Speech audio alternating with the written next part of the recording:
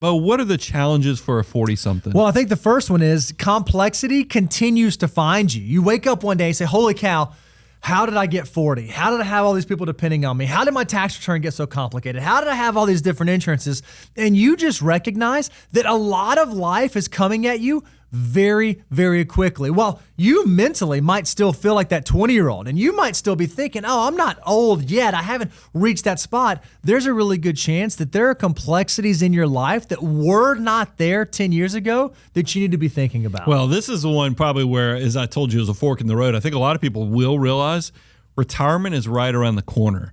And now, yes, it's over a decade away, but it's still something now that you just can't sleep on or think about. I don't have to worry about that. I'm young and invincible. You're going to quickly start realizing, hey, I need to actually take action to make this happen so it just doesn't clobber me over the head when I reach 50s, 60s, or beyond. This is the time to take action. And then the other challenge is there's a really good chance that in your 40s, you're starting to hit some of your peak earning years. Maybe you've been saving, and so you have assets built up, but you recognize, man, I'd had very little time in the messy middle. And even though now I'm in the 40s and it's not quite as messy, I still have less time. I've got to go from this thing to that thing to this thing to that thing. And I wake up and I go to bed. And man, it just seems like that valuable resource that I had tons of in my 20s, I just don't have that much anymore.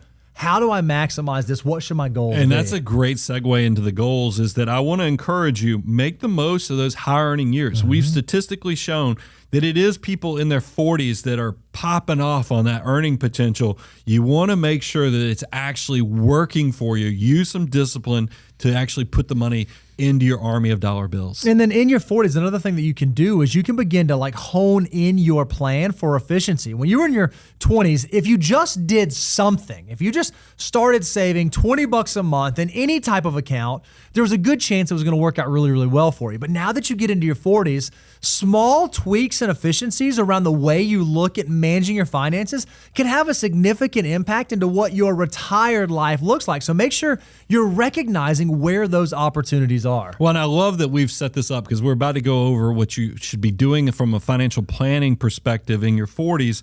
But the big thing is you're setting yourself up for that smooth transition from your working years to where now, instead of saving all those resources, how do we actually spend those resources and how are they available when I need them the most? That's a great segue right into how do you do a financial plan as a 40-something? Yeah, so when you're in your 40s and you're thinking about your financial plan, there's a really good chance that the two areas that are going to take the greatest focus are tax planning. And you might be thinking, oh, well, guys, I do my tax planning on April 14th of every year. That's when I do that.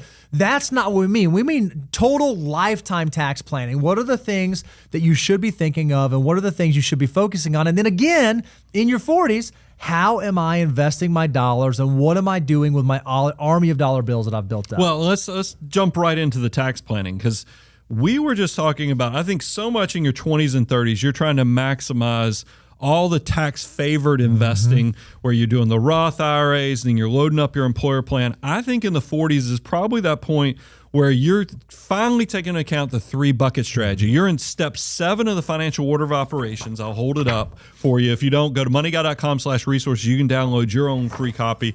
But 7's where you actually start thinking in step 7, how will I use these resources in retirement? And that's where the 3-bucket strategy is going to be your friend. This is where you actually take into account how much of my money is in those pre-tax. This is where all my employer contributions and so forth, traditional IRAs, how much of that money is in complete tax-free, where I'm sticking it to the man legally in those Roth accounts. This is the health savings accounts, the Roth 401ks, and then, of course, the after-tax brokerage accounts. This is if you're trying to think about you're part of the FIRE movement or FINE movement where you're moving on to the next endeavor, but you'll need access to cash because maybe you're not earning as much in this new place that you're going to. That after-tax brokerage account is going to be the bridge because you're just too young to get access to the traditional IRA or even the 401k. This is going to be your account. So think about how you're going to use these resources, not just saving in the most tax-favored way possible. And probably in your 40s is when that's going to start settling in. And if you're doing this well, what you may recognize is, man, I've got my buckets a little bit out of whack. I didn't pay a ton of attention to it in my 20s and 30s. How do I consider riding that? How do I consider levelizing that? So one of the things you may begin thinking about in your 40s is Roth conversion planning. Is there a way that maybe I could structure my assets? Maybe I could move some assets around to open up opportunities like backdoor Roth IRA contributions, or through my employer-sponsored plan, might I be able to do mega backdoor, or am I in a tax situation where even now, or maybe at some point in the future, I could begin converting some of those pre-tax dollars to Roth? And if you don't think it has a significant impact, I would encourage you, go check out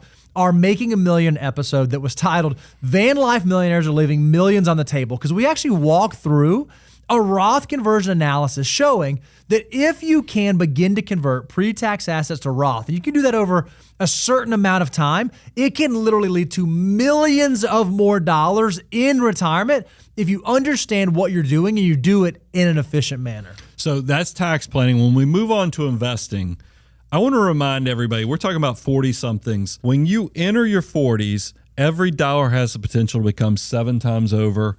When you're 50, it's 3 times. Do you see how that drop off is still significant? Guys, if you don't know your numbers so you can figure out are you ahead of the curve, behind the curve, or right where you're supposed to be, because this is probably the decade where we're going to say, man, if you're behind, you need to save even more than that 25% that we all so often talk about. But if you don't know where you are, you won't even be able to make that decision with your army of dollars to know what the best course of action is. And then the other thing you can think about is in your 40s, you've likely gotten a solid financial foundation under you. You're not at financial independence yet, but you have that foundation in place. So this may be the time that you want to begin thinking about alternative investments. Maybe this is the decade when I want to go look at doing a rental property, or I want to figure out some way to diversify my portfolio, not change my strategy, not alter what I have been doing, but add on to and bolster it at this season now that I have a financial foundation in place. And by the way, that's only after you build your financial foundation of the first 7 steps of the financial order of operations. I don't want you just because you're behind in your 40s and you say, man, I never did an index fund. I never funded a Roth IRA, but I just heard the guys say I can consider alternative investments. No, this is only after you've done the first 7 steps of the financial order of operations. This is a step 8 where you're hopefully now getting to do some of those alternative investments like real estate because you're rewarded by having a financial foundation.